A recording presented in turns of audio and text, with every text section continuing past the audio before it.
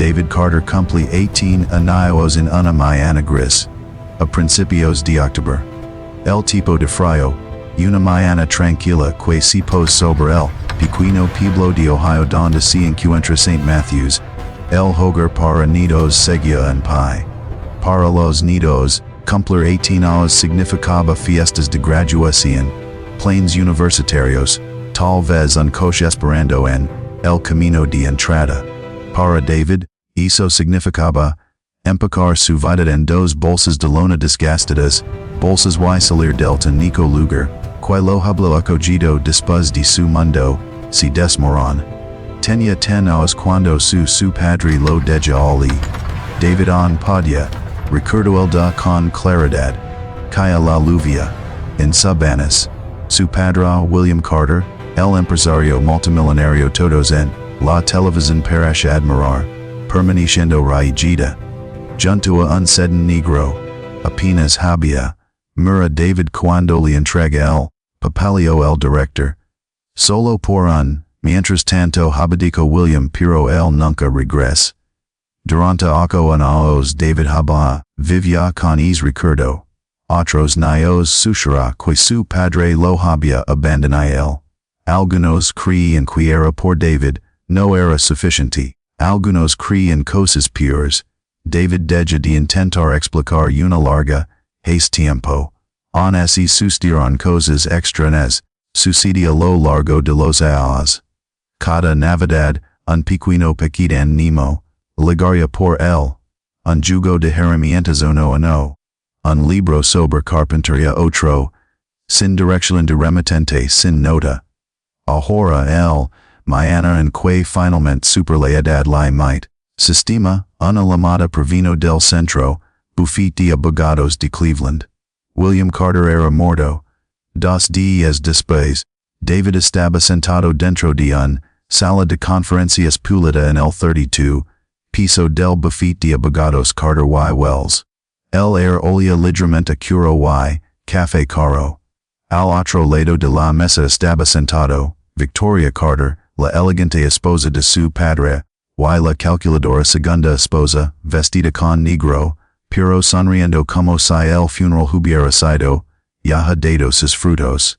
Junto a ella, Bryce se recoste, su arrogante hijo de matrimonio anterior. Cuando el abogado abrió el testamento, la habitación se sentí increíblemente pequeños. Victoria y Bryce heard Carter Industries, la tico en Manhattan, el Aspen, la propiedad todo. Luego el abogado Carasby y, dirigiéndose a David Carter, una pausa, una parcela de terreno sin urbanizar, y una pequeña cabada ubicada en el bosque de Pineridge. El abogado desliza una relevilla y oxidada sobre la mesa, la risa silenciosa de Victoria rompe el silencio. Habitación. David mira fijamente la lave en su palma. Por primera vez en 8 años, él se permite creer en lo doloroso, una verdad que había intentado ignorar. Su padre no lo había protegido. Su padre lo había hecho, simplemente lo borra. 2 días después de irse, en el buffet de abogados, David carga su bolsa de lona, bolsas en la parte trasera de su viejo coche de segunda mano, camioneta y se dirige al sur. La dirección en el testamento condujo profundamente la bosque de Pine Ridge, un tramo tranquilo, terreno escondido a lo largo de las colinas cerca de frontera de Kentucky. Era el tipo de lugar por don la gente pasaba en coche sin bosque denso, camino estrecho de grava, carreteras y kilómetros de silencio. Para cuando se desvió de la autopista, el sol estaba yacando detrás de los árboles.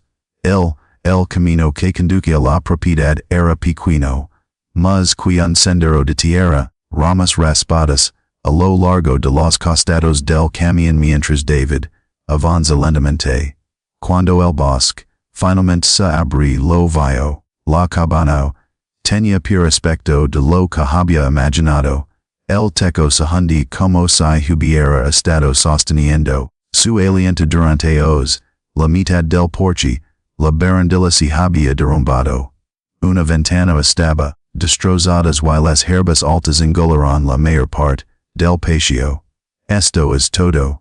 David murmur unter dientes. Cordial. Moodle bosque estaba tranquilo. Demasiado tranquilo. Ni tráfico ni casas.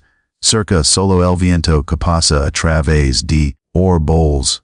Por un momento si pregunté si esto había sido una especie de broma cruel. Mientras él camina hacia el porche, una voz detrás lo sobresalta. Debes ser de William, Nino. Un hombre mayor estaba de pie cerca del borde de el árbol, sosteniendo una caja de herramientas y lavaba una chaqueta de franela desteada. Su gris, la barba y el rostro curtido le daban un aspecto como alguien que había pasado la mayor parte de su vida al aire libre. Me llamo Hank, dijo el hombre, dijo con calma.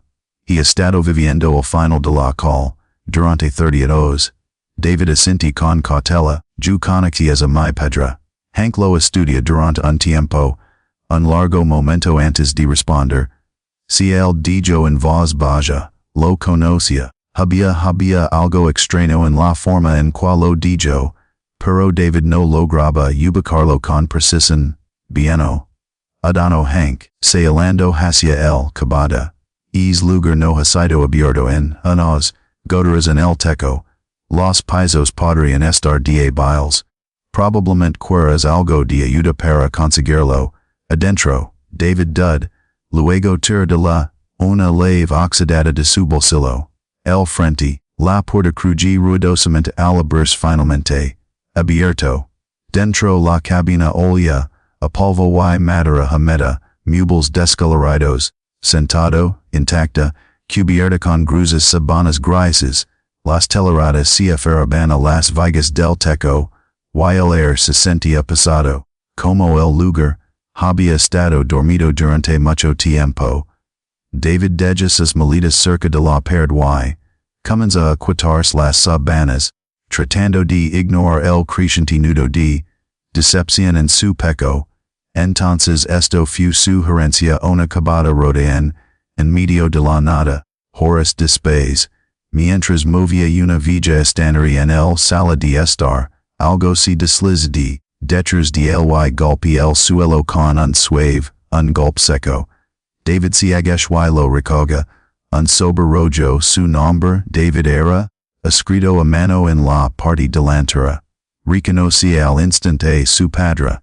Un escalofrío lo recorre mientras lentamente la abrí. Dentro había una sola nota, mira debajo del suelo del salón. David frunce el seno y mira su alrededor. Cabada silenciosa. Que escondes pap? Murmur. Siguiendo las instrucciones, moví la alfombra en el centro de la habitación y se arrow del uno de los de madera. Las tablas se veían ligeramente diferentes a los demás. Cuando lo levant, algo debajo de eso hizo clic. El suelo se movió repentinamente. Una estrecha puerta de metal se reveló y con un bajo, un silbido magnífico, se abrió lentamente, hacia abajo, hacia la oscuridad. David mira fijamente, en el pasaje oculto de abajo. Y para la primera vez desde que pine. Ridge se dio cuenta de algo importante.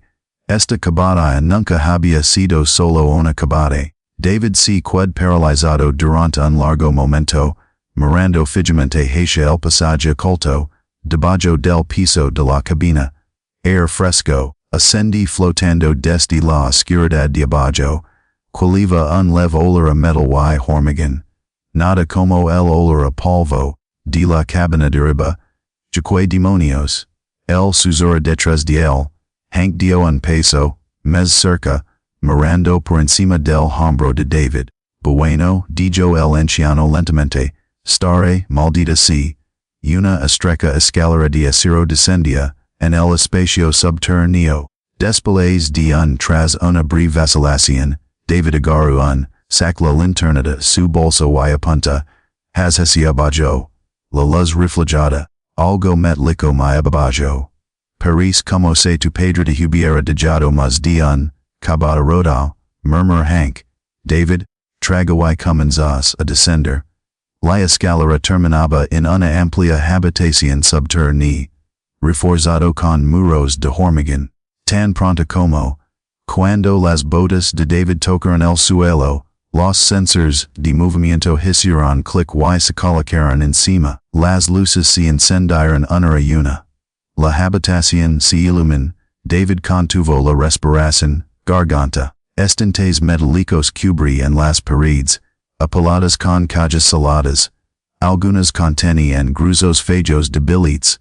Otros contenían lingotes de oro selados en envases protectores. Contenedores.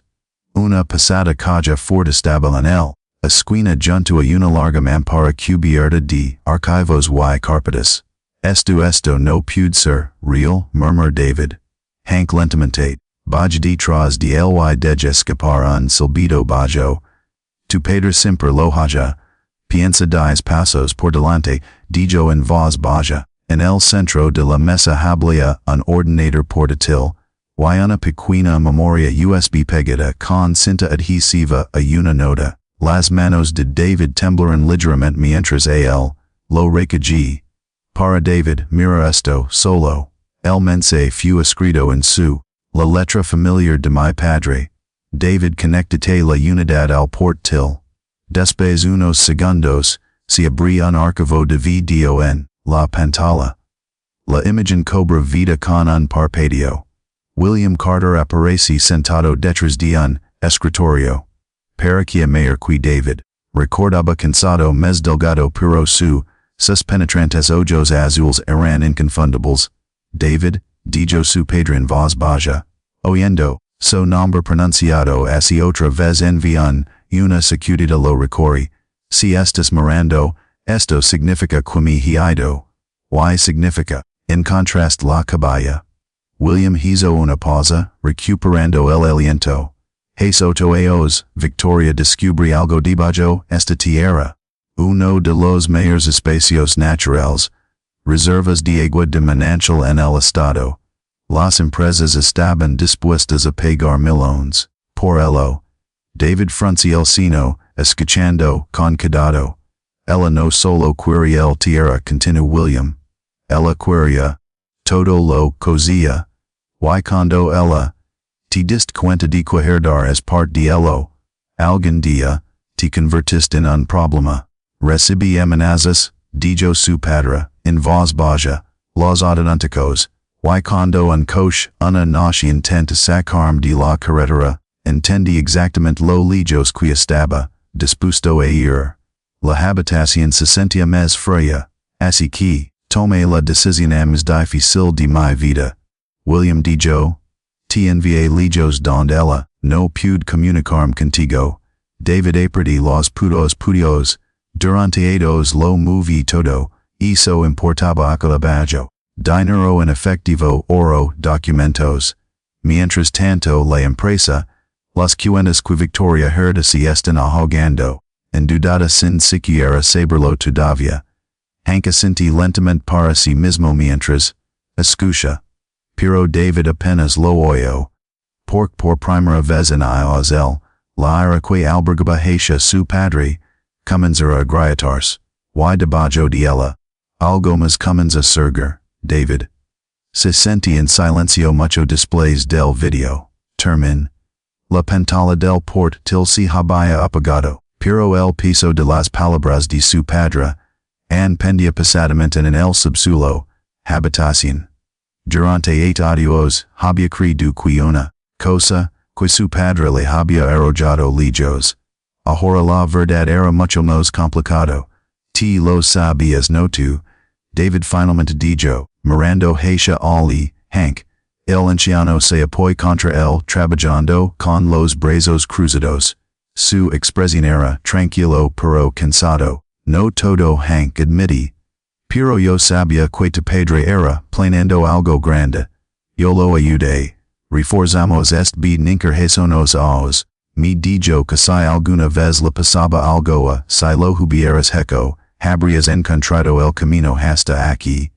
David, se frotó la cara con las manos. El podía me lo han dicho en voz baja.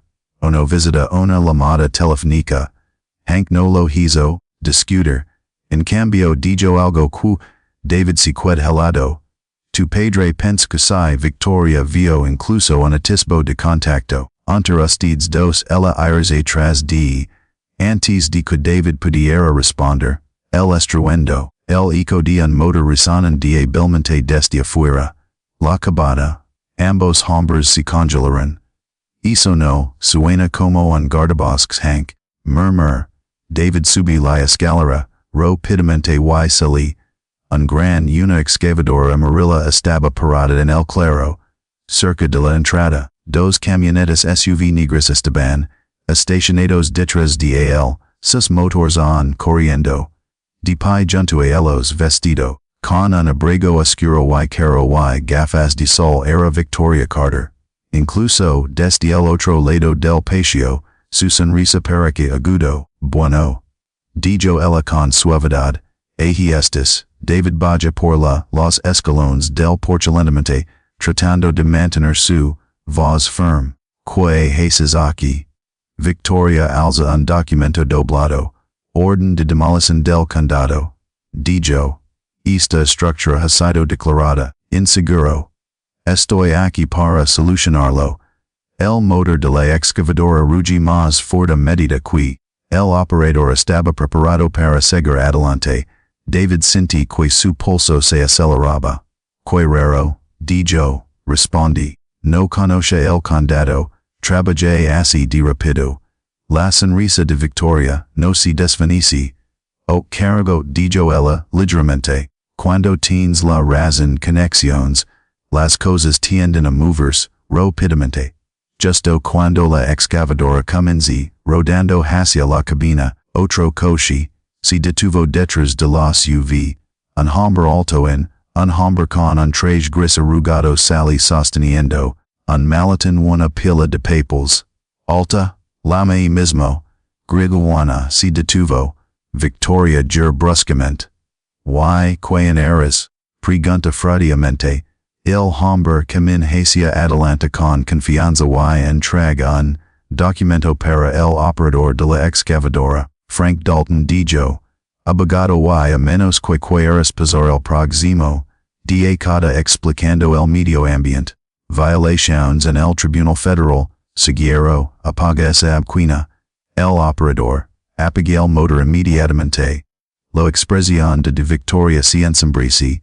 Frank, segura hacia David con una leve sonrisa. Milam tu vecino Hank dijo, resulta que este terreno se encuentra en una zona protegida, manantial natural.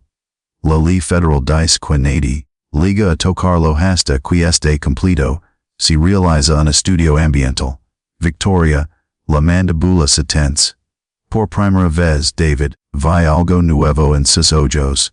No confianza presien y luego eso noche mientras revisaba los archivos, en el inker, David descubrí algo que finalmente podrá traerla, todo un imperio derrumbándose. Un matrimonio certificado. Victoria Carter y un hombre, llamado Marcus Hale, salía con él hace 15 años, y según los documentos, el matrimonio nunca había terminado legalmente. 2 semanas después, la sala del tribunal en el centro, Cleveland estaba abarrotada. Victoria Carter, se senta confiado en el demandante, mesa, vestida con un elegante traje negro, su postura impecable y serena. Colquiara clavira, para que una viuda afligida luchando por protegerla, la compañía de su difunto esposo.